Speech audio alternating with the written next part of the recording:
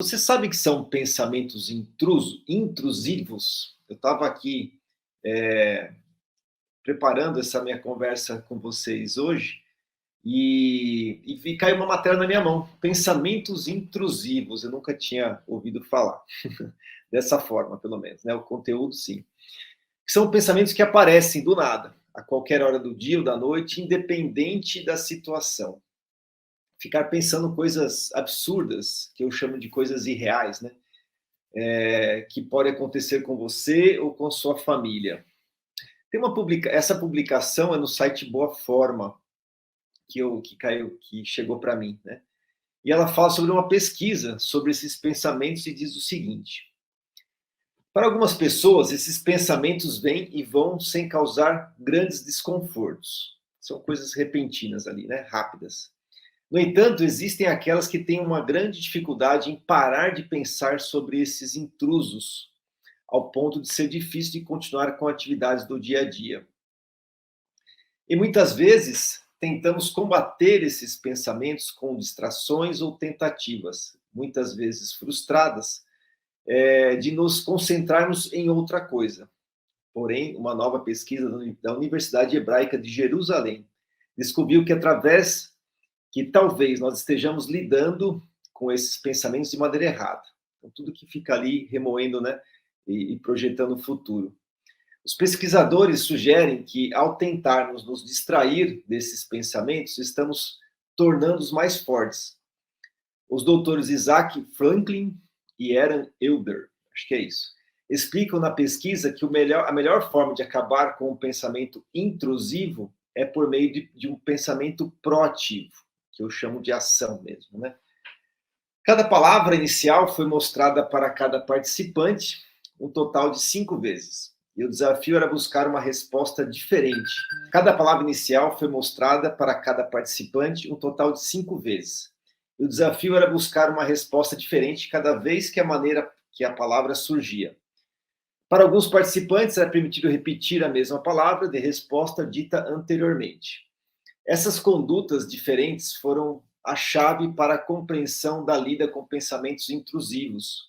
O resultado mostrou que pessoas que davam a mesma resposta todas as vezes que a palavra repetida surgia, né, respondiam cada vez mais rápido, revelando um padrão de automatismo de pensamento.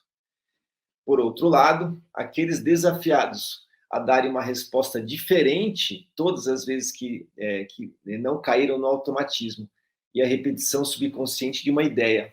Então, quem recebia palavras diferentes saía do piloto automático, e quem repetia as mesmas palavras ficava no piloto automático. Para esses pensamentos intrusivos, a resposta deve ser a mesma. Quando fazemos um esforço consciente para dar menos atenção a esses pensamentos, nós podemos reduzir a sua frequência, isto é, a chance dele aparecer na mente novamente diminui com o tempo. Quando mudamos o nosso foco de pensamentos para longe dos pensamentos intrusivos, nós podemos fazer com que eles parem de aparecer na nossa mente completamente. A chave é fazer esse movimento de forma proativa e regular. Depois ele termina ali a matéria dizendo que isso é uma das formas, é uma tentativa para você realmente cuidar desses pensamentos e, se não, buscar um processo terapêutico mesmo. Então, mas eu acho bacana essa explicação e esse teste, porque esses pensamentos intrusivos, é o que eu chamo de pensamentos irreais, ou pessoas que ficam sofrendo com algo que não aconteceu, que é o tema da nossa conversa hoje, né? Então, nós precisamos ficar atento a isso, você precisa ficar atento, porque tem várias formas ali, né, de pensamentos no futuro. É aquele momento que você fica ali criando, como esse caso, né, situações que nem existe possibilidade de acontecer pelo fato de você estar é como se fosse inventando uma história, né? Sendo criativo, né? Então, aquela pessoa que acorda de manhã, o filho saiu para o colégio e ela começa a pensar que vai acontecer alguma coisa, que ele vai ficar doente, que você não vai poder atender o telefone quando a escola ligar. Ou quando você está indo fazer uma viagem e essa viagem não pode acontecer um acidente e a pessoa começa a ficar preocupada, mais focada nesses pensamentos. Então, são pessoas que estão ali criando o tempo todo e sofrendo com aquilo. Tem aquelas situações do dia seguinte, né? Ah, não, ou eu estou aqui da parte da tarde, eu vou ter uma reunião, ou vou ter um atendimento com o cliente, ou vou ter uma conversa com aquela pessoa com quem me pediu ajuda, aí você começa a criar também um cenário ali de preocupação e viver em função daquele pensamento. Todos são gatilhos, né? Que você tem aí um hábito de viver mais no futuro do que no presente. E aí a gente fica sofrendo com isso.